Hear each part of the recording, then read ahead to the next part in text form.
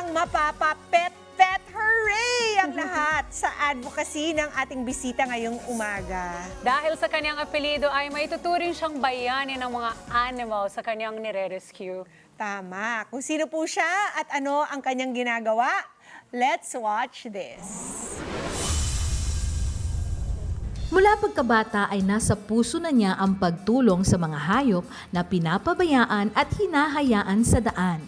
Ang mga aso't pusa na may malubhang karamdaman ay kanyang kinukupkop at inaalagaan. Kaya naman, hindi nakapagtataka na dahil sa kanyang mabuting kalooban ay patuloy siyang binibiyayaan.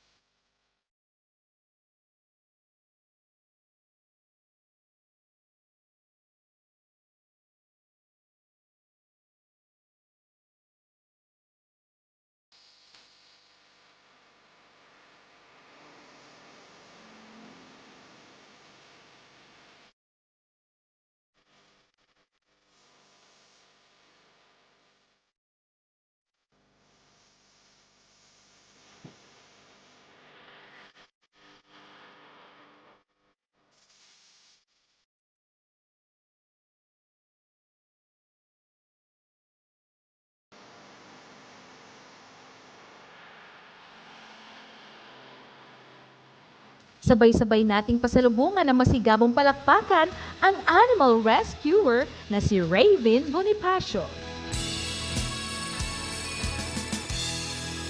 Kasama po natin ngayon si Raven Bonifacio, ang hero ng mga iba't ibang mga stray animals. Kasi alam ko, bati ka muna Raven before I start peppering you with questions. Hello po, makada umaga. Magandang umaga po. Yun. Magandang At umaga ito din kay naman, Smiley. Smiley ba? Si Si Smiley. Smiley. Kasama niya si Smiley. Ano naman ang kwento ni Smiley?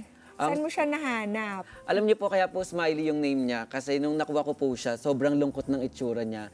So nung nakita ko po siya sa dog pound, pinangako ko sa kanya na ngingiti siya uli na magiging masaya, kaya Smiley po yung name. So yung time po kasi na yon, ayan po yung mga picture niya. Yung time po na yan, parang siya po yung lagi naiiwan sa dog pound kasi nga kung napansin niyo po yung itsura niya, wala pong nagkakagustong kunin siya, kaya ako po yung kumuha sa kanya. Oh, at muntik na siyang ma-euthanize, Opo, hindi ba? maput to sleep. Oo. Kailan mo siya nakuha sa... Do you do that often? You go to dog pounds and rescue the ones that are on death row? Ganun ba yun? Opo. Actually po, first time ko lang sa dog pound kasi alam kong nakaka-stress yung kalagayan ng mga dogs doon. Pero nung nakita ko po yung picture na yon, parang sobrang parang na-connect po ako sa kanya, naawa ako sa kanya. Kaya sabi ko, from Paranaque po ako, tapos yung dog pound na yon from Laguna pa. Ay, So, paano mo kailangan- siya nahanap? Sorry. Social media po, kasi ngayon po, pag nag-open ako ng mga accounts ko, lagi po ako yung mini-mention sa mga rescue, Nice. sa mga adapt. So, yung mga pounds pala, bago nila i-euthanize, ipopost muna nila kung ano? Baka kung... may mga adopt. Opo, ang pagkakaalam ko, parang 2 weeks po yung, kunyari, ito po, nahuli po nila. So, in 2 weeks po, kapag walang nag-claim or kumuha, Oo. i-open nila for adoption. I Pero see. pag wala pong nag-adapt, ipoput to sleep po. After how long? Yung... Siguro mga 3 to 4 weeks po. Ganun. Oh, kasi hindi rin nila maano, Masustain no? po yung- Masustain. Itong pagre-rescue mo na, nakailang rescues ka na, Raven? Kasi alam kong libo-libo na, milyon-milyon na ang mga followers mo sa iyong content channel sa TikTok, right? Yes po. Siguro po kung bibilangin, simula po kasi nung bata pa lang, hundreds na. Siguro mga 200s po. So, nung bata ka pa, ilang taon ka nag-start Ang pagkakalam ko po elementary, parang 12 years old. Meron ka na talagang heart for animals. Opo. At alam niyo po, hindi aso yung una kong rescue, butike. Kasi patawid po kami ng mama ko noon. Naulan po, tapos nalangoy-langoy yung butiki doon. Bumitaw ako sa kanya para kunin kahit patawid po kami. I feel so Kinuha guilty. ko Di ba siya. takot ako sa butiki? Ikaw sinisave mo pa sila. Ang galing. Naawa lang ako sa kanila. Tapos, from then on, Tuloy-tuloy na po. Kasi dati, di ba, nung bata pa, so hindi naman kasi kami mayaman. So hindi ko pa po masasustain yung foods nila. Ang ginagawa ko po, yung baon ko, yung pagkain ko, inahati ko lang sa mga rescue ko. Ano sinasasabi ng mama mo at papa mo or your family when you do when you get Siyempre some? po, masaya po sila kasi di ba, yung karamihan nga na kaedad ko, yung iba na iba yung nagginagawa. Oo. Ako po, happy kasi at least may may saysay po yung buhay ko. Correct. Dito ka nakafocus, Opo, no? sa mga rescue. kwentuhan mo naman kami, Raven, tungkol sa mga ibang mga experiences mo rescuing dogs and cats. And ano pa? Minsan, Ano pa yung pinaka-unusual? yung mga bibe. Bibe! Opo, ducks. Paano?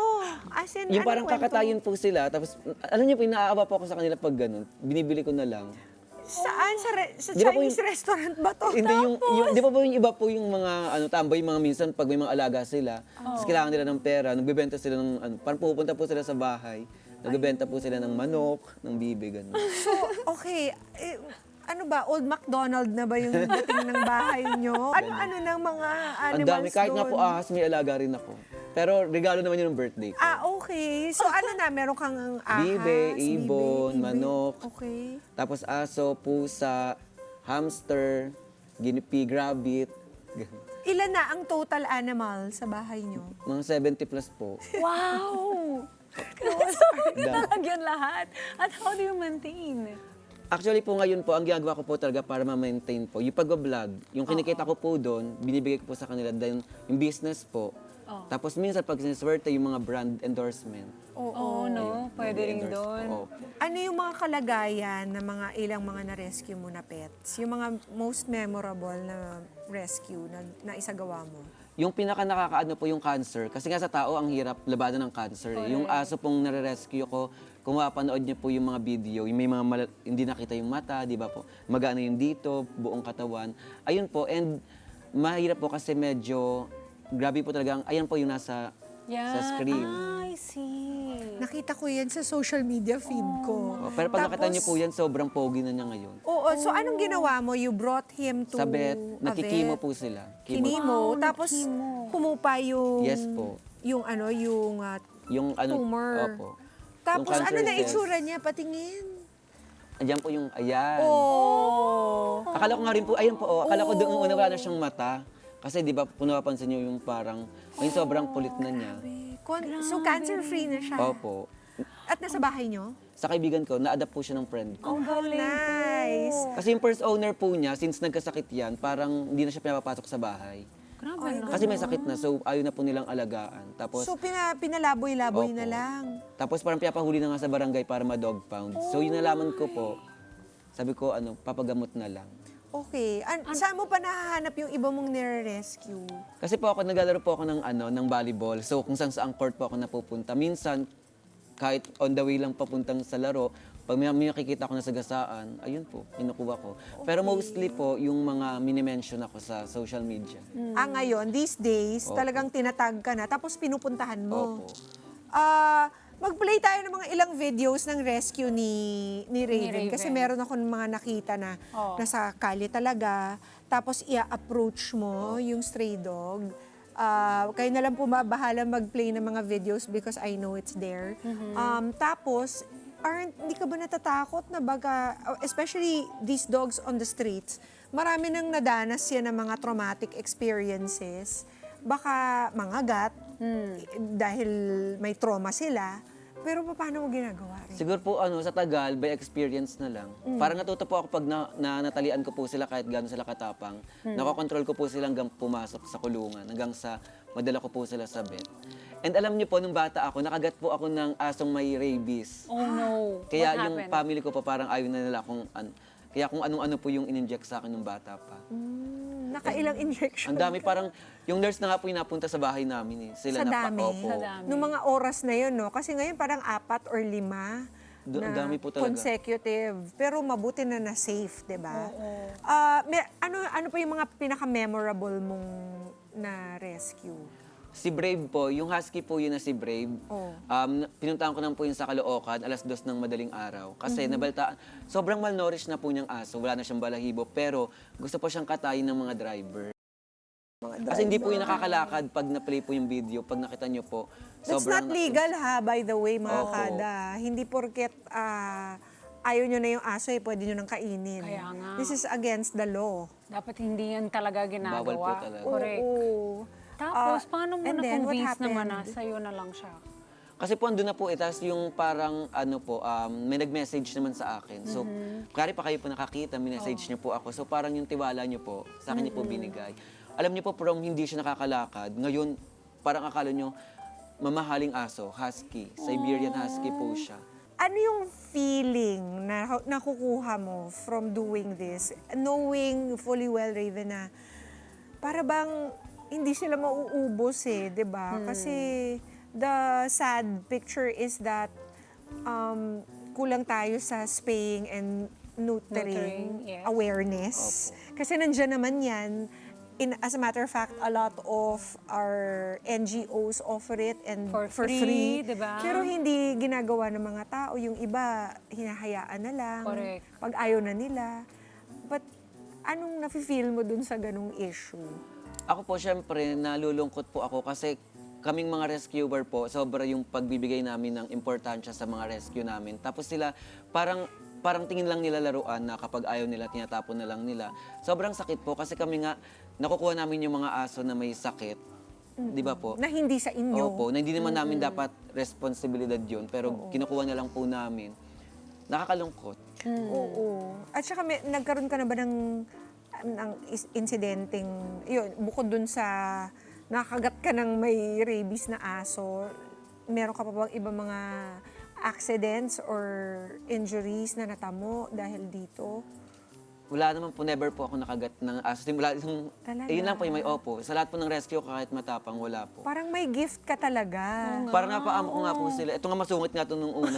Pero ngayon kahit sino po humawak sa inyo, sa lahat po ng rescue ko, kahit sobrang tapang ng una, parang nagiging amo po niya lahat, kahit sino po yung kaharap nila. Paano mo nga sila inaano? Iti-train? Therapy. Oo, to forget the trauma, to trust again. Parang kusa lang po, iparamdam nyo lang na mahal nyo lang sila. Ganun naman yung aso, genuine love naman sila, di ba?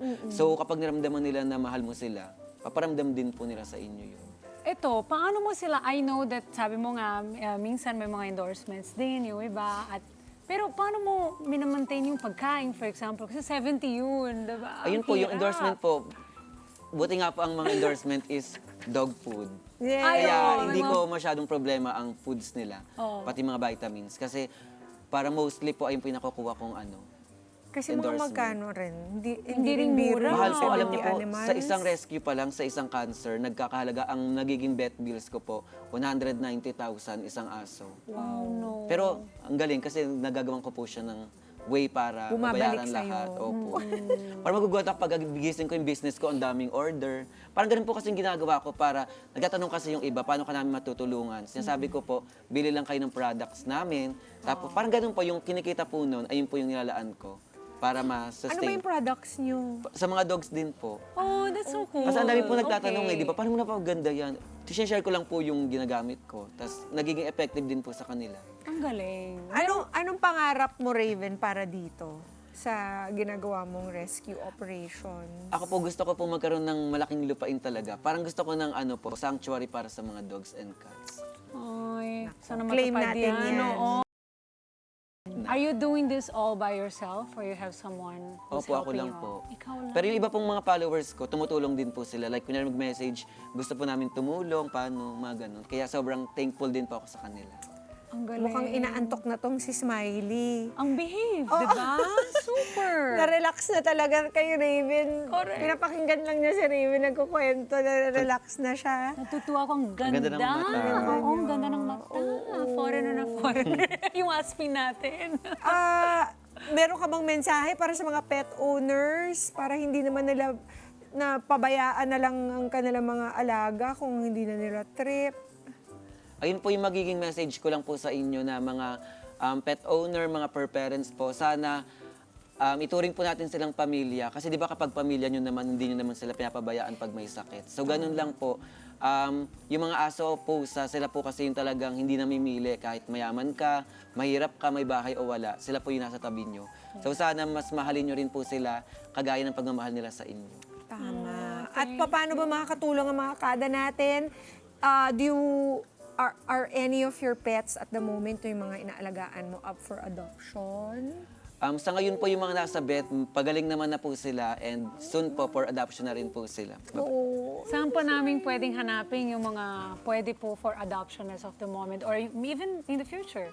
Search nyo lang po yung yung account ko po kasi pinopost ko po doon. Raven Amante Bonifacio po. Ayan, naka-flash po sa Ayan, screen. nasa yung mga screens mga kada pari-follow natin siya. Ang ganda ng Raven ginagawa mo, Bonifacio. Raven. Thank you for what you do. Super. Thank you, Smiley. Ang behave. Sobrang kulit nito sa bahay. Oh, behave mo ngayon. Sobrang behave mo, bebe. Oo. Girl to, no? Opo. Oo. Good girl, Smiley. Mga kada, hindi naman po kailangan ng superpowers para mag-alaga ng ating mga fur babies. Mahalin po natin sila tulad ng pagmamahal na binibigay natin sa lahat ng miyembro ng pamilya, kagaya po ng sabi ni Raven. And the rest will follow. Let's get together. Sunday 25. Sunday 25.